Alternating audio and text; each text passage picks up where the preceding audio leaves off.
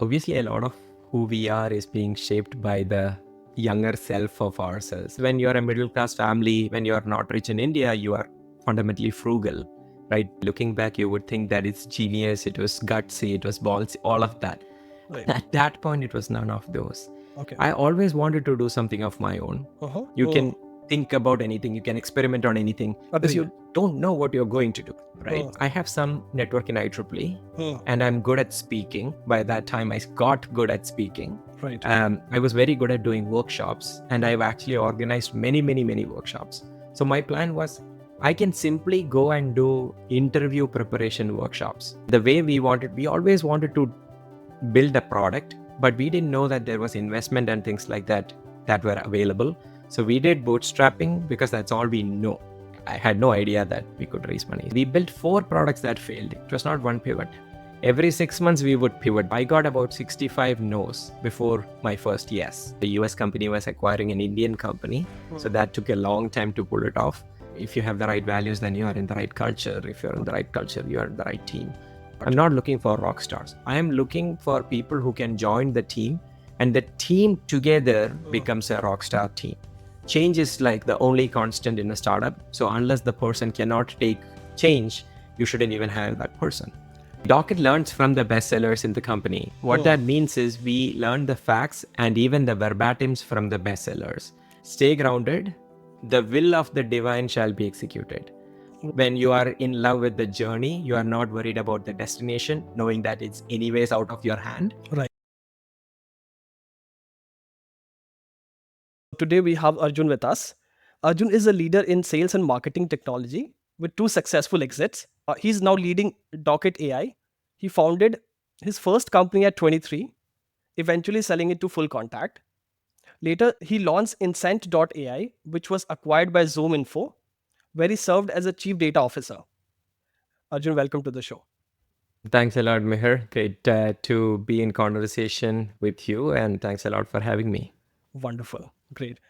This is how we begin. It's like completely a free flow information. About your story, about your journey, and all those pivotal moments in your career, so that our audience and I can basically learn from your journey and apply that in our life. So, starting from everything, like now for all where it started, right back in India. So, tell us Yeah. how it was you were as a student, like in engineering school, then your first job at Infosys, and any pivotal moment you want to discuss with us. Yeah. Obviously, a lot of who we are is being shaped by the younger self of ourselves, right? Right. I think the biggest impact in my life is probably my parents. Primarily, I never realized this growing up in India. I'm originally from Kerala, and my father used to run a rubber band industry, a small scale industry that manufactures rubber band right next to my home. Wonderful. So in my active memory, when I say active memory, it's like two second standard, third standard, fourth standard, something like that, I think. Um, my room was facing the factory, right? So I would see my father working all the time, waking up at 6 o'clock, going to work, coming back at 8 o'clock, eating food, going back, 11 o'clock tea, going back, 1:30 lunch, going back, 6 o'clock coming back, some food, rest for 1.5 hours, going back, right? So in my active memory, this is what I can think of about my father. My mother is the same, starting preparing food for us, going to the bank, coming back at 5 o'clock, getting back in the kitchen. So at some level, I'm sure that it has deeply left an imprint in my mind about, whether it is hard work, whether it is determination. Especially my father had a peculiar determination that he will make the industry, the entrepreneurship thing work. And I never understood that he was an entrepreneur until I started. And probably after a year is when I understood that, oh my God, my father was an entrepreneur. Because he never let us come near to the factory because it is a manual intensive work. So he Right. didn't want us to do it. So growing up, I was a good student, used to play a lot. I used to play cricket and badminton and whatever I could play, right? I was very passionate in playing. Sure, that also meant that I became competitive a little bit. I became a team player a little bit. I wanted to win a lot, always playing for the win. So all these small things. Then the other things, when you're a middle class family, when you're not rich in India, you are fundamentally frugal, right? Like there are times when I was like, I couldn't get one Cadbury Dairy Milk, right? Like really wanted to, but no money, Right. right? So I'm sure that has all instilled a bit of frugality. So that was my growing up. I was a good student at school, but nothing more about it. Then in college, I think that's where my career started turning around in the right direction. And majorly thanks to this organization called IEEE, which a lot of the folks might have heard of. It's a Institute of Electrical and Electronics Engineers, basically world's largest professional organization. I became a student volunteer there, and then I kind of started doing a lot of events there. Um, the turning point there was an event that I conducted in my third year, where my College of Engineering, Chenganur, and National University of Singapore partnered to host an international conference in National University of Singapore. So me and my team, 7 people, and a team from in US kind of pulled it off, and we traveled to Singapore, my first trip outside India. And they wanted me to deliver the word of thanks, and I was shivering. I don't know how to do this, and I had no prepared. They are telling me 5 minutes before the thing, Right. and I still remember walking down the auditorium to the podium. I still don't know what I'm going to speak. And then midway through that, I was like, I'm just going to tell the story of how this event began, and then we'll see how it goes. And I started saying, I remember this event started as a global student congress. That was my starting point, right? Great. And I probably spoke for 4 or 5 minutes, maybe. Okay. And the speech went really well. Wow. The word of thanks went really well, including the IEEE president. It was a auspicious set of people in the guests. And that went really well, and that instilled a ton of confidence in me. Both that the event went well, that something that I envisioned sitting in a corner in the world could pull it off with partnership with NUS, where IEEE president and 160 global attendees came, and then I delivered a word of thanks. Again, for a 21-year-old, that was a big deal. It's Right, coming from where I come from, it was a big deal. That was probably the turning point where I felt that I can pull things off. And I want to do something of my own. I have the ability to do it, right? And wow. that translated into startup in the future, because I did not know that doing something is equivalent to a startup at that point. I just wanted to do something of my own. That's how I ended up resigning from Infosys and ended up starting a company. When I started, I didn't even know the word startup. Uh, I just started with 3 of my batchmates in college in 2012. Awesome. So I saw that no, you started as a system engineer in Infosys, right? I mean, I can definitely relate. There are hundreds of my friends who got into Infosys, TCS, because Yeah, that's a day one, day two company, right? So yeah, there's one question that came into my mind, and let me know if you want to answer this. Right? I saw that you worked for 1.5 year, right? And I see when I relate it to my like circle where my friends are, what they did is like for working for couple of years, they either went to next company for a better platform, a better opportunity, or they went for MS or MBA. So that's a yeah, normal route I see it, right? sure. But you, I see that for your case, I mean, you took that leap of faith, right? I mean, I really want to know how did that conviction came in, and how did you take that leap of faith that no, I'm going to build a company altogether, right, and not Yeah. go in a normal route. Yeah. Looking back, you would think that it's a leap of faith, and looking back, you would think that it's genius, it was gutsy, it was ballsy, all of that. Right. At that point, it was none of those. Okay. I always wanted to do something of my own. Uh-huh. When I joined Infosys, I got a few placements actually at that time, but my friends went to Infosys, so I picked Okay. Infosys and then went. Uh, But even at Infosys, in first 5 6 months itself, we started planning, because back then there was Orkut, if you remember, right. and then there was a company Orkut page. There were a lot of conversations about starting up and companies and things like that. Okay. So since then, I was active there. I wanted to do something, so it was always been there. Infosys was good with me, but then I didn't even think of this as a leap of faith, or Okay. like, what do I do? In Uh-huh. my mind, it was very simple, man. First of all, you are young and stupid, so you don't know what you are getting into, right? Right. It's a beautiful time. You can think about anything, you can experiment on anything, because Agreed. you don't know what you're going to do, right? Uh, So easy. uh, My plan was very simple, and I didn't need much money. I didn't spend money. Whatever money Infosys sent to me, it was all in my bank. I don't need money to live, basically.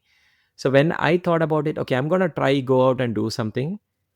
What if it doesn't succeed, right? That is your first thing. How do you get overcome that mindset? Right. My thing was I have some network in IEEE and I'm good at speaking. By that time, I got good at speaking. Right. I was very good at doing workshops, and I've actually organized many, many, many workshops. So my plan was I can simply go and do interview preparation workshops, basically placement training workshops Okay. for 2 days. Hmm. And I had very high conviction that I can take 100 people, 150 people group and like really make them ready for an interview and make them good, get their resume good, make them good at group discussion. I was good at it. I went Hmm. through SSB, like the Service Selection Board of the Indian Armed Forces. I Wow. cracked that. I didn't get through in the final stage, but I still covered the group discussion stages, all of that multiple times. So I knew how to do it, and I knew how the network to bring together 150 people in a room. Hmm. At that time, it was like what, 350 Indian rupee Wow. for people who are listening, like $3. Hmm. But 350 per person into, let's say, 100 people would be what, 35,000 rupees. Right. 10,000 for the organizing, for food and stuff. 25,000 is my money that I can keep. All I need is 4 events per year. I make 1 lakh a year. I mean, I don't need more than a lakh, right? So my thing was I can easily do 5 to 6 workshops, and Hmm. in those 5 to 6 workshops I can manage myself and also the 3 co-founders that I have just Wow. with that money, right? So it was very simple math. Hmm. And I wasn't thinking what happens 5 years down the line when I had a family. Like, you're too stupid to think about any of those things at that time when you're 23. So when you don't look so ahead, you're like, yeah, okay, I'm going to resign and we'll see. This is the immediate plan. Hmm. But thankfully, never it didn't get to that. We came out, we got outsourced clients almost immediately. We Wow. started generating revenue from the first month onwards. Third month, whatever little money that we had put in, we put 30,000 rupees each. Okay. So 1,20,000 rupees. All of that came back 3 months after because of the projects that we were doing. And we have been profitable for bootstrapping, and then we raised a round, and things were smooth. Not smooth, but it was fine. We lived on a $200 salary for a good 3 years. Right. Nice. Nice. I mean, this is like a bit unorthodox. Like no, you jump in. I really hear from entrepreneurs who are like, no, why did the market research? I found the product market fit, and then I went to. I mean, sometimes you just need to go ahead and do it. Yeah, I mean, it depends, right? There are two ways to start a company in my Hmm. mind. One is young and stupid. Right.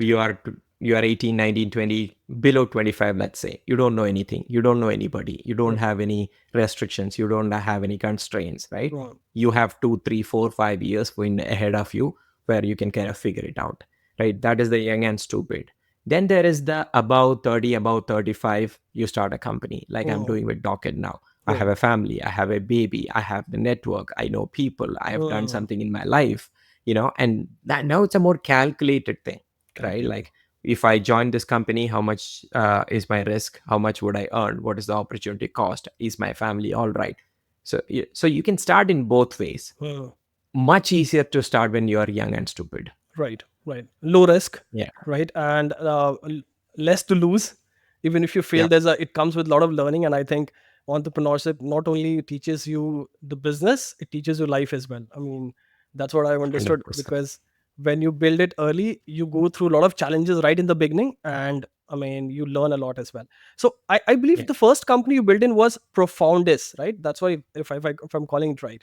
Okay. And I Yes. see that you guys have built it like, I mean, it was a bootstrap for a couple of years, right? In the three beginning, years. Yeah. and then you made a pivot in the product as well. That's what I saw, and then kind of, no, I mean, eventually you got acquired as well.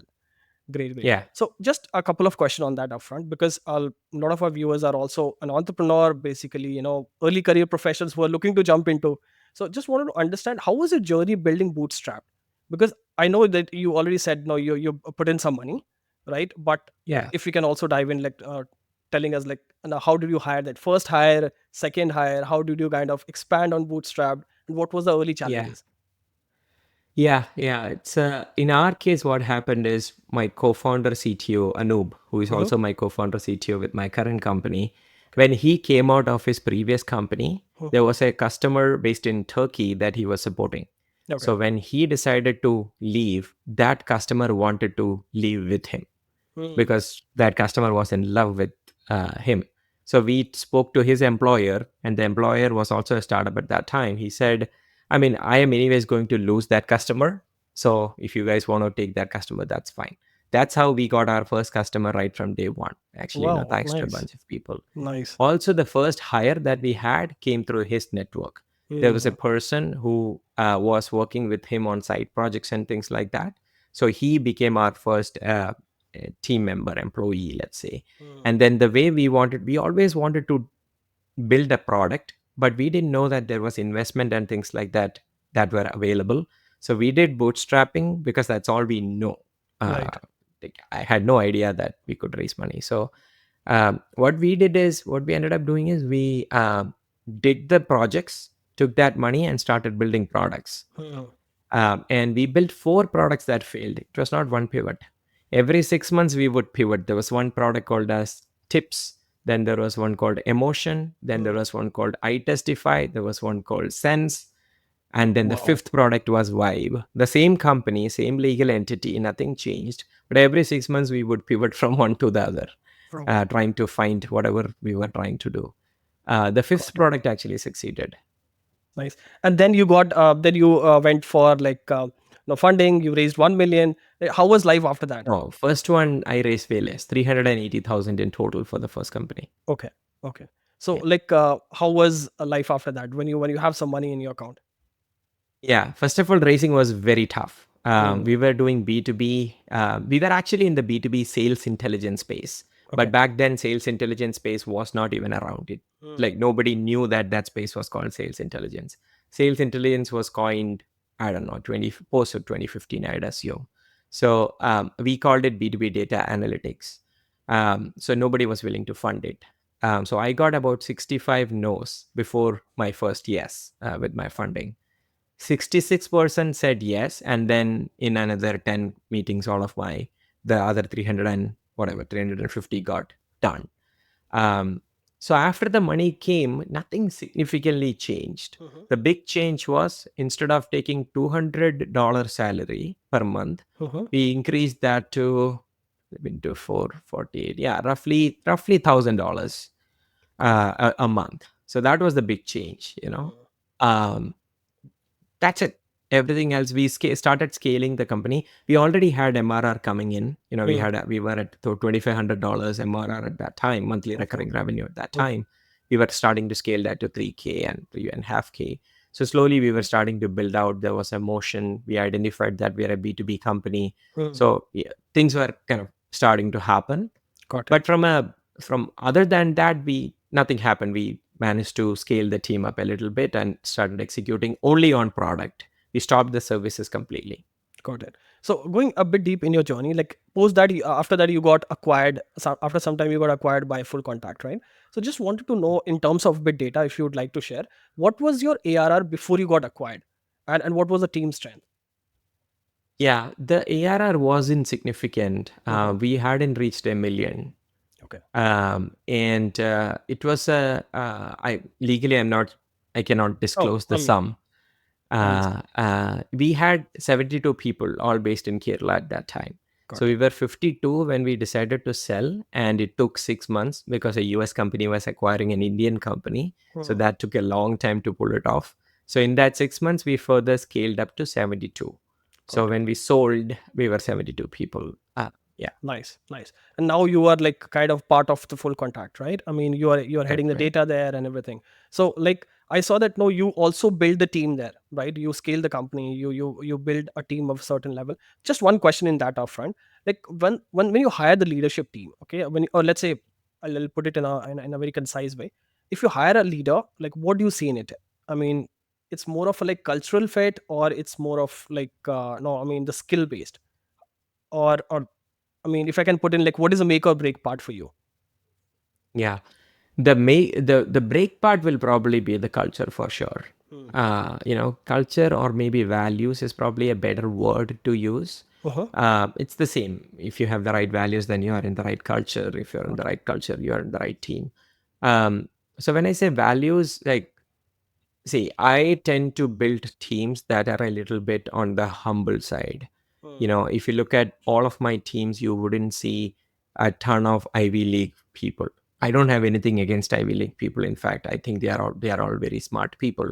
But when you are consistently winners, when you have always been on the winning side, that's when you end up in an Ivy League, whether it is IIT or an Ivy League in US. That tends to give a little bit of a cockiness to a good percentage of the people. Not all. Mm. I've seen really down to earth Ivy League folks too.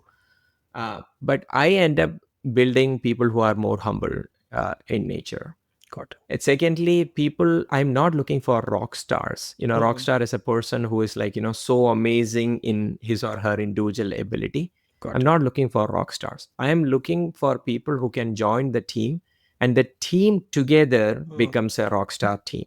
So if you take individual people on my team, they might not be the most amazing people that you have met. But once you put all of those people together into a team, magic happens. Because of the way in which they communicate, they talk to each other, they help each other, so those kinds of things. So Mm. that's very important to me, to build a team. So even in current company, when we started hiring, although we were well funded and all, there are amazingly skilled people that I told on the phone that we are not the right company for you. Mm. Just, it's not a good fit. You're amazed. And I basically told him that you are going to get all the numbers that you're asking for, even more than that. I Mm. got pretty close to what he was asking. Maybe I could have actually stretched Mm. to give him what he was asking for. But at that point, I realized that it's not a good fit. And I was like, this is not a good fit. So, it's not a skill or value. You cannot have all value, no skill. You Mm. cannot have all skill, no value. Right. It has to be a mixture. But in terms of the breaking point, it's probably value. Got it. Got it. Just a bit of advice from your end, like before we move to the next question. An entrepreneur who is hiring for the first time, right? Building the founding team or the initial 10 people, what would be your suggestion for that? You need to have a lot of conversations with that person. Hmm. Don't hire looking at the brands that they have associated with, whether it is the education institution or whether it is the company brand. I see founders making this mistake all the time. Hmm. When they see Salesforce, when they see Freshworks, when they see Zoho, or any of those brands, right? Those are all amazing brands, depending on how you look at it. But let's take an example of a marketing person. Uh-huh. A marketing person at Salesforce, that person has so much resources at their disposal. Right. Somebody is taking care of content, somebody is taking care of performance marketing, somebody is taking care of program management. But you bring that person into your startup where you don't have any of these, that person might not be a good fit for you. Got So, like, just making sure that don't go for the branding, just have conversations to understand if that person understands what it means to be in a startup, it. Right. right? When things are chaotic, when things are changing all the time, change is like the only constant in a startup. So unless the person cannot take change, you shouldn't even hire that person.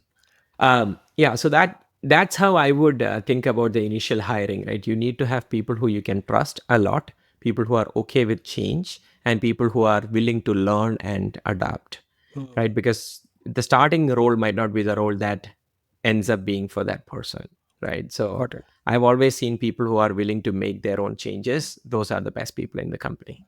Hmm. Right. So, I mean, uh, do you also believe that hiring first few people should be like aligned towards your vision, I mean the founder's vision? Because uh, I mean the first 10 people basically go on to set up the culture for the company. That's what Totally. I have understood. What is your take Yeah. on it? Yeah, I think so. See, the initial set of people, the company for the initial set of time is actually an extension of the founders, Hmm. right? From a culture standpoint, value standpoint. So if the people are not at all aligned with that value, then it might not work. Having said that, one of the mistakes that founders do is to hire people like them, Hmm. right? That's not the intent. See, if everybody is like you, if everybody is thinking along the same lines, if everybody has the same skills as you, then like you end up having no heterogeneous culture in the team. Everybody is thinking the same way. Got it. So the idea is not to use the word of culture fit and then weed out everybody else.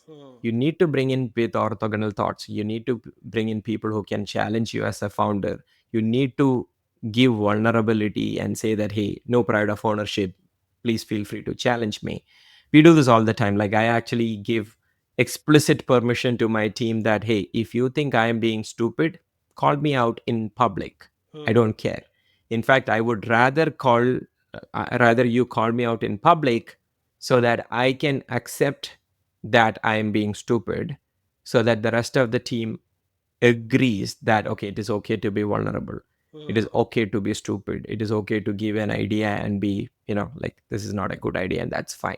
Got it. Right. So that is important. While it is important to hire people who are aligned with your vision, that does not mean that every decision, all the thought processes are aligned.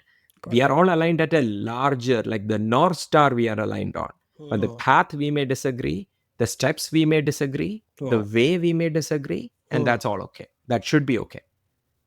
Got it. Got it. Wonderful. So we got a bit dissected from your journey. Like now, coming back to your journey from FullContact. Now you built the next company, right? That was Incent.ai, right? So that Yeah. was more of a chat bot for like B2B company and filtering the quality leads and everything. In 2020 to 2022, I see a lot of companies, even in B2C space, they were building in the same concept. So what was your motivation to build in B2B space, and how did you find the need for it? Yeah. So in B2B is what I know very well. Let's just start there. When you are doing it for the second time, when you do it for the third time, most of the people would want to do the things where they can leverage um, their existing knowledge and network in a better way. Right. So it's like startup is actually about playing to your strengths. Got it. Right. And not about the weaknesses. So that's where I was like, okay, if we are thinking B2B, then I know what we are talking about. At that time, Drift was a chat company, a chat platform that was scaled to some extent. They started in 2014, 2015 time. We started in 2019, early 2019. So they had some head start, but I also felt that they were not doing it in the right way.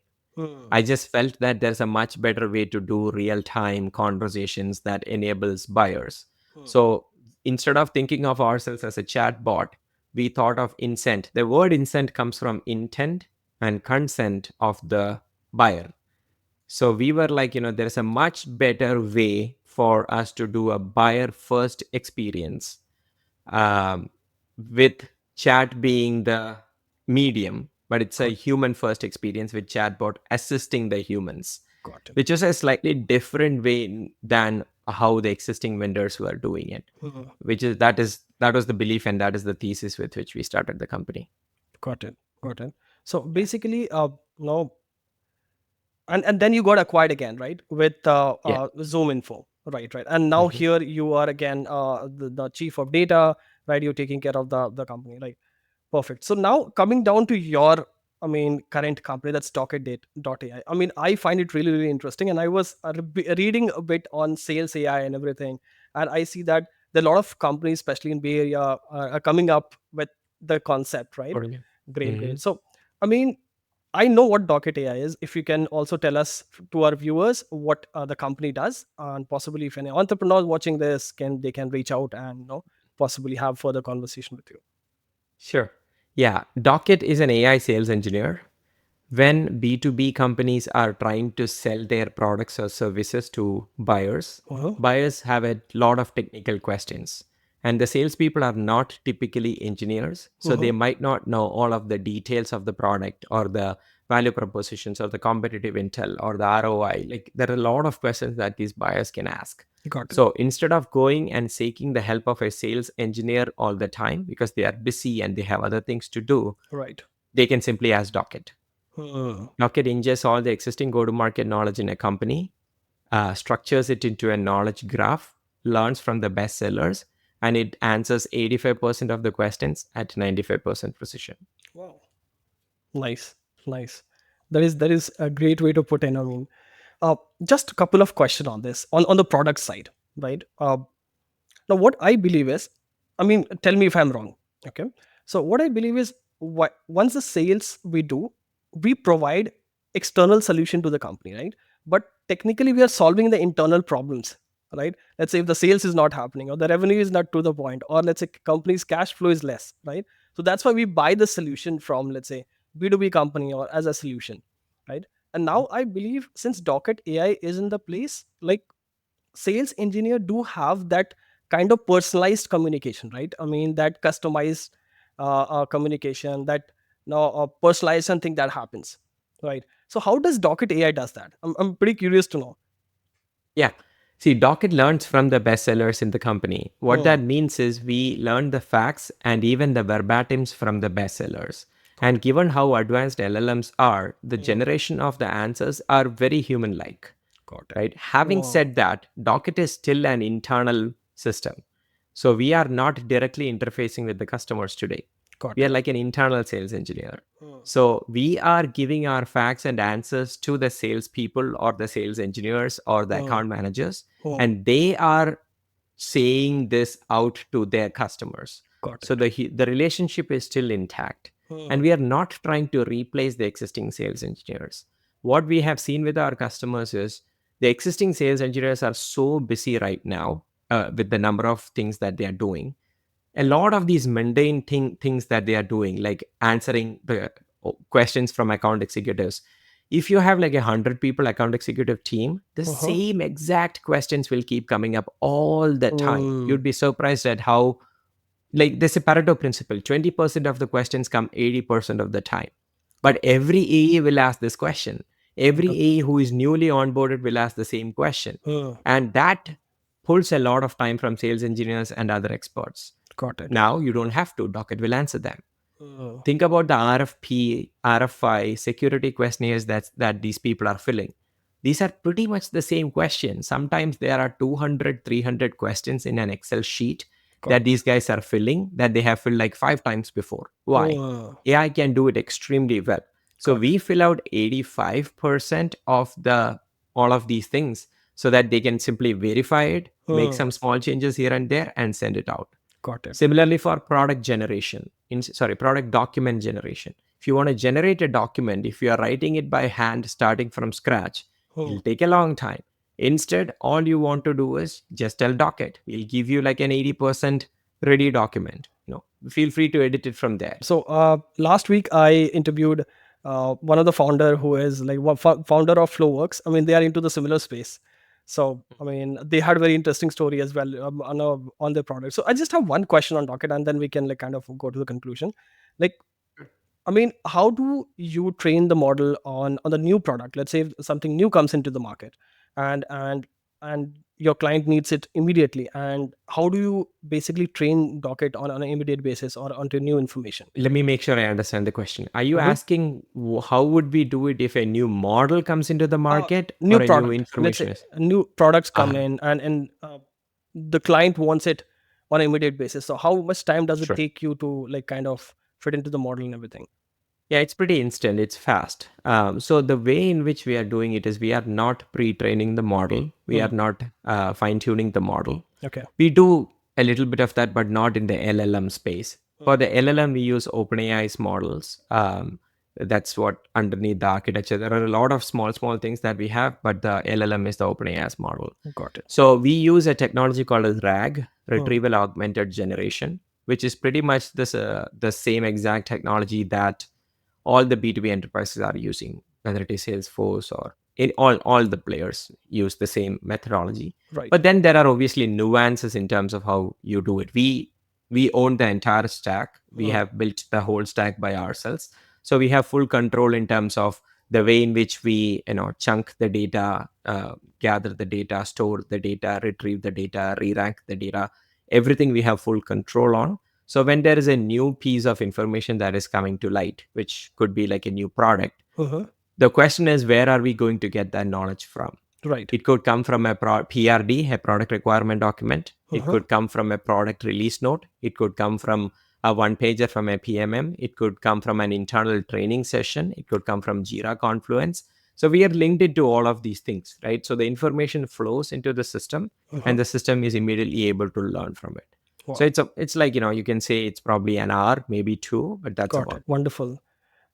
Just one last question, like any unfiltered advice that you received from your mentor that is helping you until now? There are so many. I try to learn from everybody. But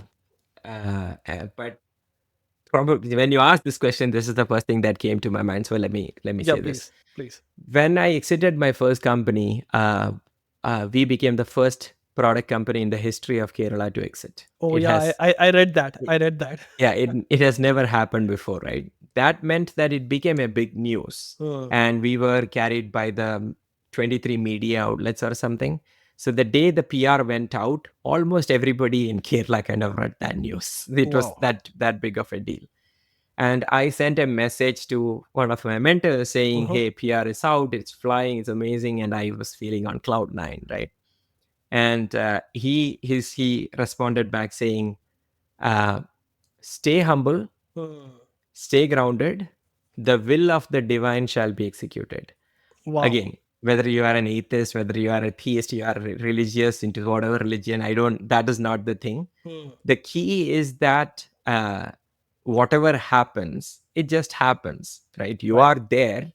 Sometimes you are there, sometimes you are not there. So you got to be lucky. Let me tell another story that I Yeah, I, please, I read, which is very interesting. It aligns with this. please. Usain Bolt, I think he holds a bunch of records. Um, Out of the top 11 sprint records in the world, right? World records of the Right. top 11, 10 of them had tailwind when the record was made, Okay. right? Wind behind them, Right. right? There was only one time when the wind wasn't there. What that means is you can be Usain Bolt. You would win because you are trying hard, you would win. But for you to set a world record, you need tailwind, which Right. you have no control over, Absolutely. right? Absolutely. So life is exactly like that. Entrepreneurship is exactly like that. You have like very few variables that you are controlling. You can control your hard work, this, that, but everything else is outside your control. Got it. So all you can do is you can keep running, and sometimes the tailwind will come. If you Right. are there, then you set a world record, right? Wonderful. So that's probably the unfiltered advice. We have heard this from many times. If you are believing in Indian mythology, back to Mahabharata and Bhagavad Gita, it says Right. the only thing you can control is your action, Right. your effort. Right. That's all you can control. You shouldn't even think about the outcome because you have zero control on it. Wow. So Wow. it's all the same thing basically. I told this in three ways, but Right. that's probably the biggest thing. That's also a very freeing thought. When you are in love with the journey, you are not worried about the destination, knowing that it's anyways out of your hand. Right. It's a very liberating thought. Right. That's probably the thing that I'll tell everybody. Amazing. Thank you so much. It was absolutely enlightening. And I'm sure all my viewers are going to be enjoying this as well. So, an amazing journey, first of all. And I wish you all the best for your current venture. I'm sure you guys are already killing it. And thank you so much for your time. It was wonderful to have you. Thank you very much, Mihir. It was really good being here, and looking forward. Perfect.